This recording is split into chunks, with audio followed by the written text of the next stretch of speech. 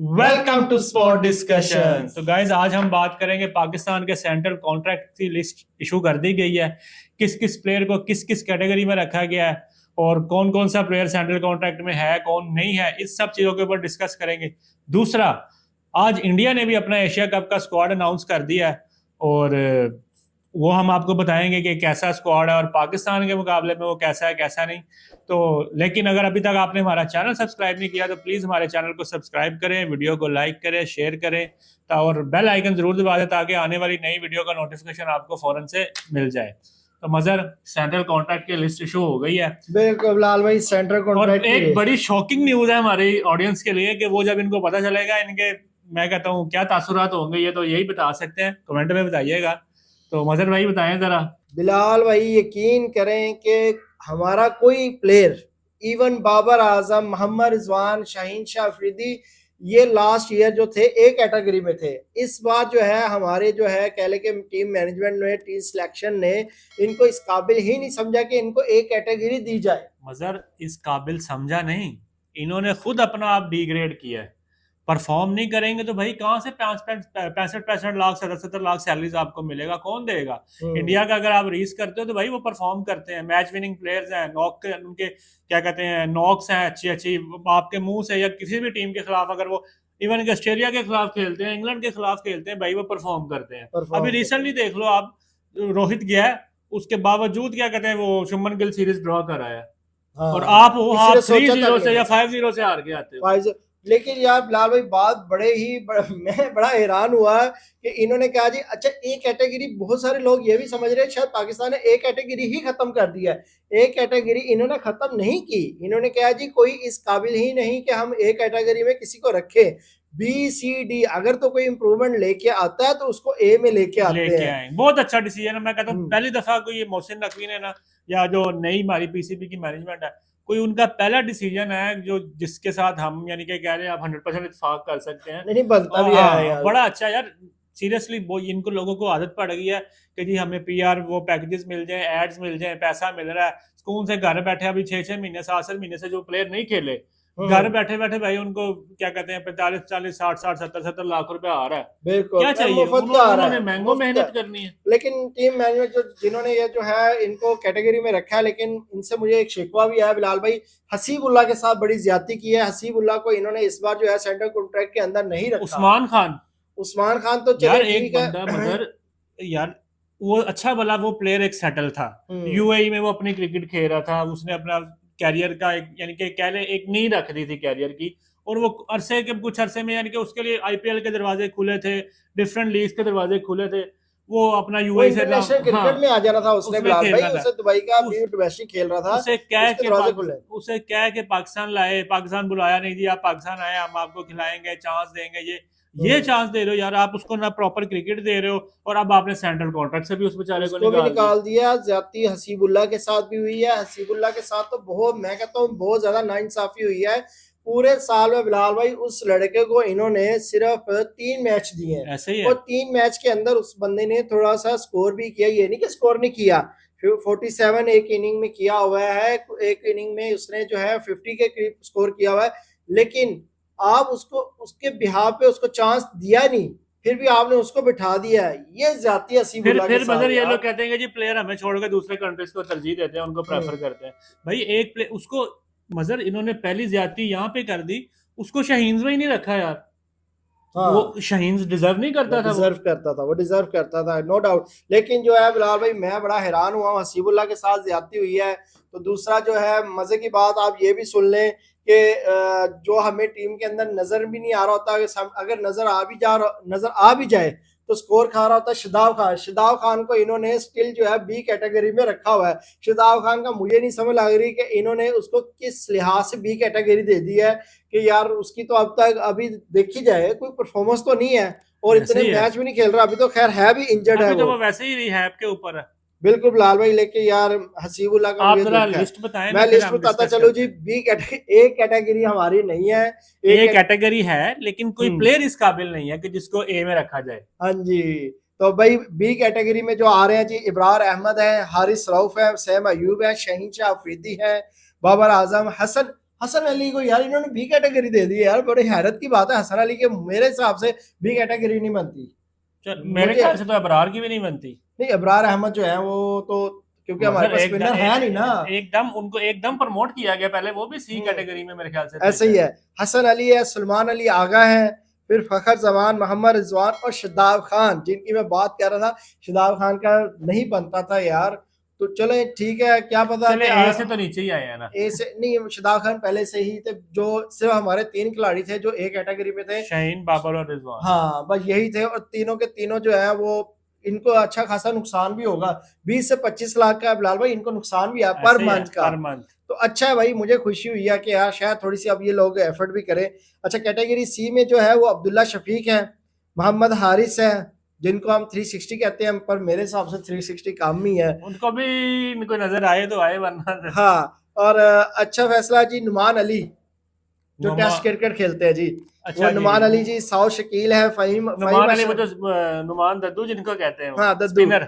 आज ये जो है इनमें जो है फ़हीम अशरफ को भी दिया गया। फ़हीम अशरफ पहले नहीं थे, इस बार उनको भी नया कॉन्ट्रैक्ट मिला जी। मोहम्मद नवाज है, साहिबजादा फरहान को भी कॉन्ट्रैक्ट मिला। ये अच्छी चीज है, ये भी नए हैं, को रखना चाहिए। हसन नवाज है, हसन नवाज को भी एकदम जो है वो कह ले के अच्छी, इनको डी कैटेगरी में नहीं रखा, उनकी परफॉर्मेंस के बिहाफ पे इन्होंने जो है इसको सी कैटेगरी में रखा है, ये भी अच्छा फैसला इनका। नसीम शाह जो है वो भी है, साजिद खान भी, नसीम शाह सी में है, नसीम शाह सी में है। और अच्छा, मैं हैरान हो रहा हूँ कि हालांकि ये भी ये क्या कहते हैं बी कैटेगरी में होते थे, लाल भाई अब परफॉर्मेंस के हिसाब से जो है वो पैसे मिलने हैं ना। अब ये तो नहीं ना कि उधर एक्टिंग उक्टिंग के तो पैसे मिलने नहीं है। डेफिनेटली। तो साजिद खान है, साजिद खान को भी इस बार जो है वो कॉन्ट्रैक्ट मिला है।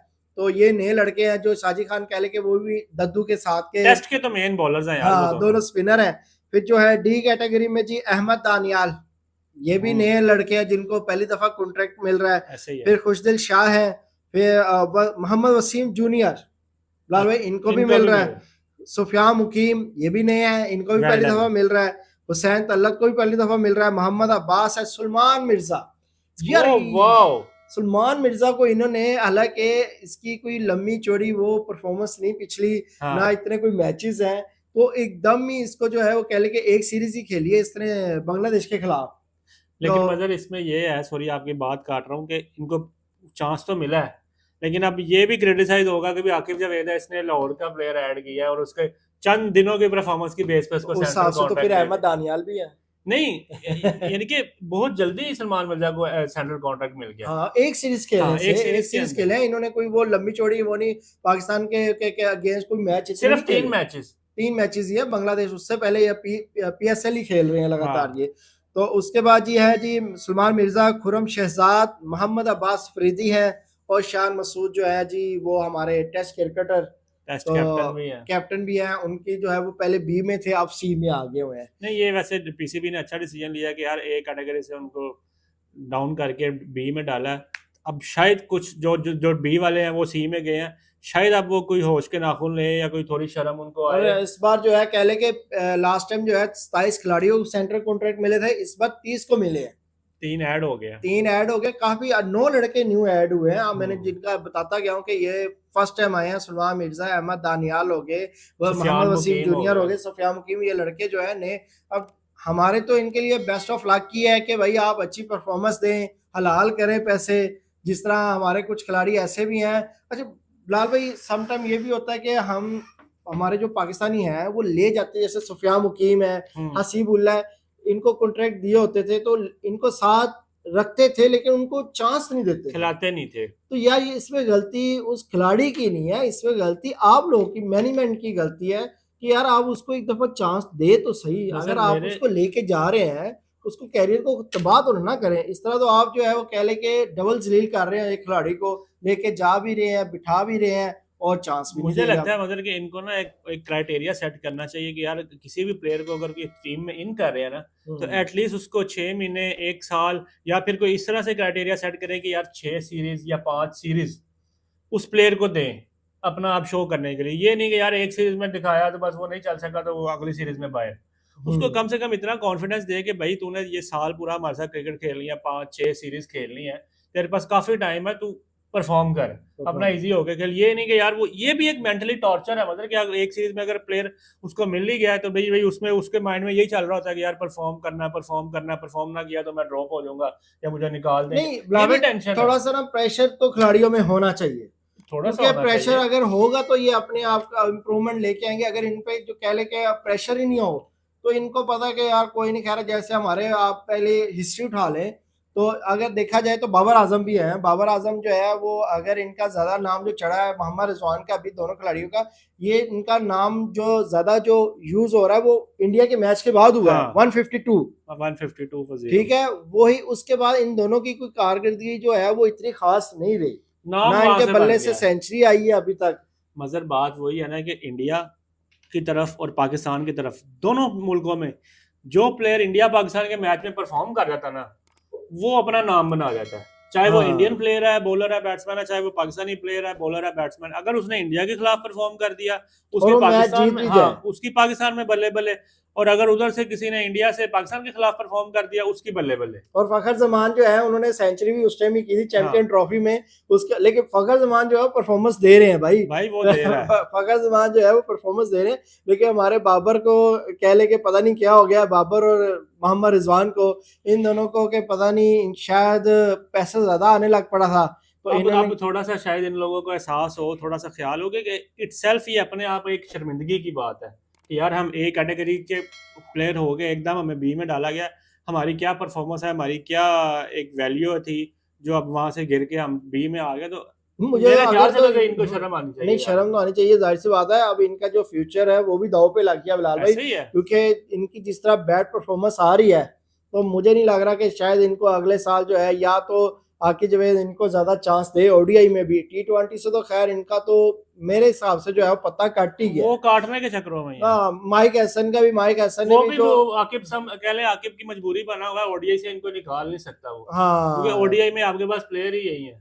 वही बात जो कर रहे हैं ना माइक हैसन की। माइक हैसन कह रहे हैं जी बाबर आजम जो है वो अपने स्ट्राइक रेट पे, जिस तरह आपने कल बात की थी हाँ। कि स्ट्राइक रेट जो है वो अपना ठीक करके आए बाबर आजम, तो हमारे जो कप्तान है वो उनका स्ट्राइक रेट देखें और बाबर का देखें, तो आप बाबर किस मुंह से कह रहे हैं कि यार वो जो है अपना स्ट्राइक रेट ठीक करके मतलब आए। यही बात है ना, बाबर का कप्तान का स्ट्राइक आपका स्ट्राइक रेट 115 का है, हाँ, फिनिशर आपका खुशदिल सा 104 का स्ट्राइक रेट। तो आप देखें ना, अगर आप वो कह रहे हैं ना, ये एक मिसाल पंजाबी में दी जाती है, खोते ना खोता बटाया। और भाई वो तो आप गधे से भी नीचे की चीज ले आए हो यार।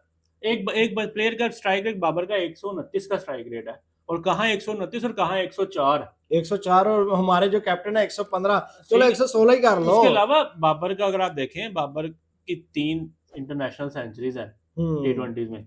खुशदिल शाह का हाईएस्ट स्कोर क्या है? कुछ भी नहीं। क्या कितनी सेंचुरीज है, कितनी 50 है, कितने रन है? बात तो ये है ना। तो अगर फिलहाल भी देखा जाए तो बहुत सारे ऐसे खिलाड़ी हैं जो अभी नए लड़के भी हैं, तो मुझे लग रहा है कि ये जो है, इन्होंने लास्ट टाइम जो मैच में शहीन को भी बिठाया था तीनों मैचों में, तो मुझे लग रहा है कि ये अब जो है ना नए लड़कों के साथ जाना चाह रहे हैं। जैसे इंडिया भी जो है उन्होंने भी फैसला ले लिया था कि भाई हम इनको जो है टेस्ट से भी निकालते हैं। तो रोहित और अब वल्ला आलम, ये हमें नहीं पता कि उनको जो है वो बिठाया गया था या इन्होंने खुद से जो है वो रिटायरमेंट लिया है। ये अब आगे जाके बातें खुलेंगी जब इनके इंटरव्यू लिए जाएंगे। फिलहाल जो है वो हमें तो यही लग रहा था कि यार इनको जबरदस्ती बिठाया गया, इनका दिल नहीं था। तो खैर ये चीजें हैं कि बिलाल भाई, हमारे जो वो तो चले परफॉर्मेंस दे रहे थे, हमारे तो परफॉर्मेंस भी नहीं दे रहे, नहीं कर रहे ना बात। तो ये चीज है। तो बाकी लड़के जो हैं उनसे तो बेहतर ही थे। खैर नए लड़के आए हैं, उनमें जोश वलवला होगा, शायद जो है वो कुछ करके दिखाए। और बड़ा पहला मैच जो इंडिया के साथ भी है, अगर कोई अच्छी बैटिंग कर गया या बॉलिंग कर गया और वो तो मैच जीत गए आप लोग, 2 साल के लिए वो आगे पक्का है। नहीं 2 साल नहीं, वो 10 साल के लिए पक्का है भाई। नहीं बिलाल भाई, आप जो है ना हमारे मोमेंटम चीजें, हर चीज जो है ना वो चेंज होती जा रही है। लेकिन 5 अब साल पुराना दौर नहीं रहा। जैसे हमारे ऑफिस थे, 5 मैचों में से 1 मैच में सेंचुरी होती थी, बाकी में डाकी होते थे, लेकिन वही हमें वो सेंचुरी याद रखते थे। अब वो चीजें नहीं है। अब जाहिर सी बात है, हर कोई अब हम कहते हैं फलां लड़के को, बाबर को निकाला, रिजवान को निकाल रहे हैं, और भी लड़के, हम उनको यही बात करेंगे भाई मॉडर्न डे क्रिकेट आ गया, थोड़ा इंप्रूवमेंट लेके आए। उम्मीद तो करते हैं कि यार ये तो अब नए लड़कों में भी यही होगा ना कि यार हाँ। अगले वो जा रहे हैं तो हम टुक से जान छूटेगी। और भाई ये नहीं कि आर या पार पहली बॉल पे हिट लगाई हारिस की तरह दिल हो गई ना हुई ना सही, वो काम नहीं करना। अब चलते हैं हम अपने दूसरे टॉपिक की तरफ। इंडिया ने भाइयों एशिया कप 2025 का अपना स्क्वाड अनाउंस कर दिया है, और मैं कहता हूँ कि अभी तक खैर स्क्वाड अभी सारे कंप्लीट तो हुए नहीं, लेकिन बहुत तगड़ा स्क्वाड है भाई। इस तरह का स्क्वाड ऐसा लग रहा है जैसे कि इंडिया ने क्या कहते हैं एशिया कप ट्रॉफी उठाने के लिए स्क्वाड अनाउंस किया है। बिल्कुल बिल्कुल तगड़ा। और मैं कहता हूँ ऐसे प्लेयर डाले हैं। हम अभी आपको इसकी नेक्स्ट वीडियो बनाएंगे कंपैरिजन की पाकिस्तान और इंडिया के स्क्वाड की, लेकिन अभी मजर आपको बताते हैं कि स्क्वाड में कौन कौन सा प्लेयर ऐड किया गया। बिलाल भाई जो कैप्टन है वो सूर्या कुमार है, वो सबको पता है, और शुभमन गिल जो है वो वाइस कैप्टन है। मजर ये आपको मैंने 3 दिन पहले कहा था। हाँ मैं समझ रहा था कि ओडीआई में वाइस कैप्टन। मैंने आपको 3 दिन पहले कहा था कि वेट, आपको ऑडियंस को भी मैंने बताया था T20 में वो शुभमन गिल को वापस ला रहे हैं एज अ वाइस कैप्टन। और मुझे लग रहा है कि अगर ये देखिए जी, अब शुभमन गिल जो है वो टेस्ट क्रिकेटर के जो है कैप्टन है, ठीक है, ओडीआई में भी इन्होंने वाइस कर दिया और T20 के अंदर भी वाइस कैप्टन। मुझे इन फ्यूचर जो नजर आ रहा ना, ये तीनों फॉर्मेट के अब कैप्टन होने लगे। मजर शायद आपने अभी अजीत गरगर की प्रेस कॉन्फ्रेंस नहीं सुनी, उन्होंने यही कहा है कि हम इसके अंदर तीनों फॉर्मेट्स के लिए लीडरशिप क्वालिटी बिल्ड करना चाहते हैं, और हम इसको आने वाले फ्यूचर में हम इसको तीनों फॉर्मेट्स में एज अ लीडर देखना चाहते हैं और देख रहे हैं, तो इसलिए इसको ऐड किया गया। यानी ये बड़ी अच्छी और खुशाइन की बात है कि क्योंकि फिर लड़के जो है वो दूसरे नीचे वो उनकी अटैचमेंट जो है वो कैप्टन के साथ बड़ी अच्छी बॉन्डिंग भी हो जाती है। ऐसे ही है, तो ये चीज अच्छी है जी। अब संजू सैमसन है, वो बड़े तगड़े हैं और विकेट कीपर भी हैं। फिर उसके अलावा जो है अभिषेक शर्मा, तिलक वर्मा, हार्दिक पांड्या, अक्षर पटेल, रिंकू सिंह। देखा रिंकू का भी आपको कहा था। हाँ रिंकू का मैंने कहा था कि डाउटफुल है, क्योंकि उस टाइम बड़ी बातें फैल भी रही थी और बड़े जर्नलिस्ट यूट्यूबर भी कह रहे थे जिनको हम सुनते हैं, तो उस टाइम रिंकू सिंह के वो कह रहे थे कि यार चांसेस थोड़ा डाउटफुल है। यानी कि उन्होंने सिलेक्शन कमेटी ने रिंकू सिंह पे अपना पूरा ट्रस्ट शो किया कि भाई इसको चांस दे और ये करेगा।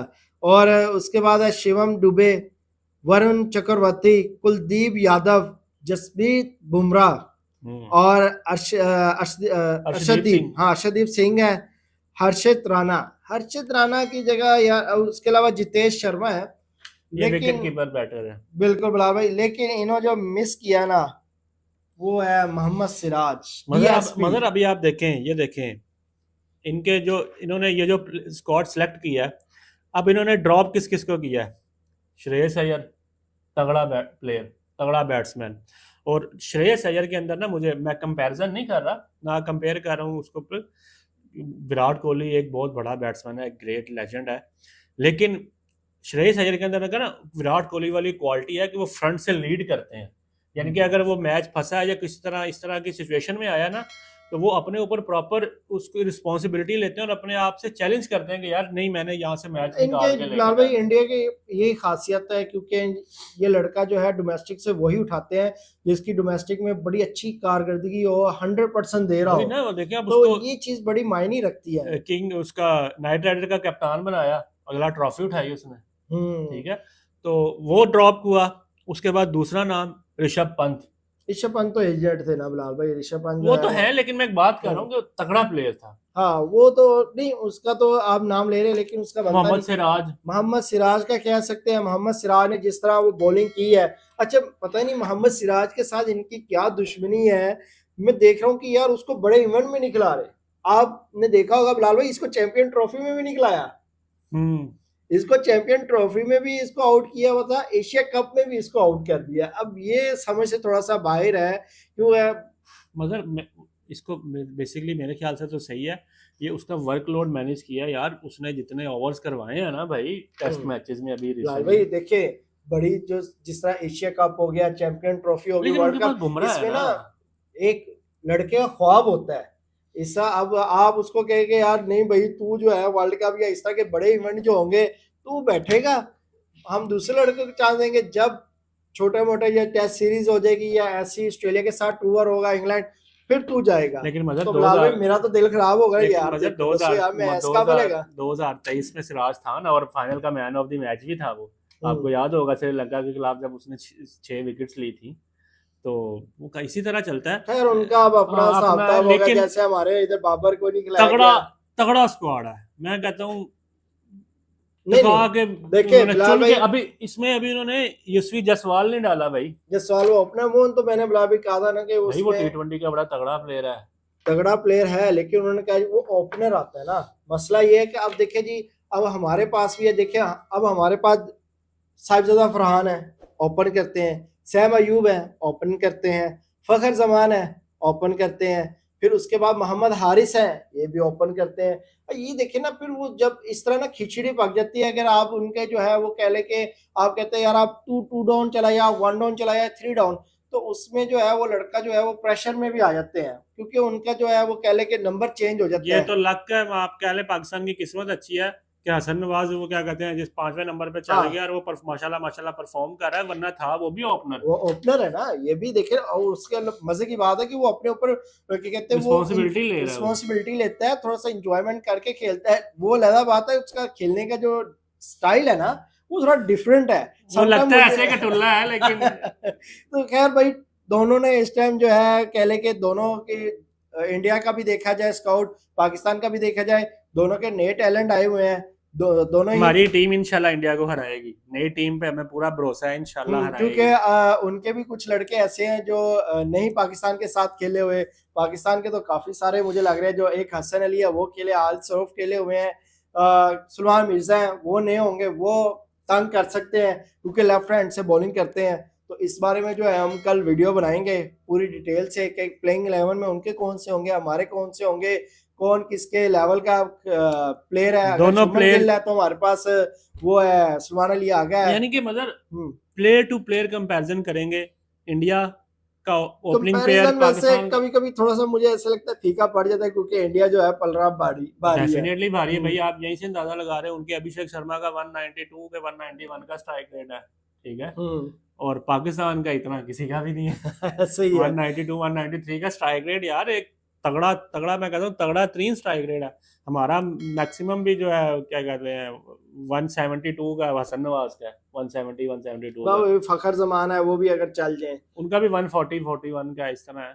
तो खैर ये थे आज के 2 टॉपिक जो हमने आपको बताए, और जितना हम हो सकते थे, जितनी इन्फॉर्मेशन हम कलेक्ट कर सकते हैं, हम फौरन लेके आपके पास हाजिर हो जाते हैं कि भाई ए जे ते ए साढ़े को आया जैसे तानू ए दसता जे, फिर भी आप लाइक और सब्सक्राइब ना करें तो फिर तो दुख होता है ना। तो भाई वीडियो को लाइक करें, शेयर करें, सब्सक्राइब करें, अपने दोस्तों यारों से भी करवाएं यार कि यार हमें थोड़ा सा सपोर्ट करें। तो मिलते हैं आपसे नेक्स्ट वीडियो में, तब तक के लिए हमें इजाज़त दें। अल्लाह हाफ़िज़।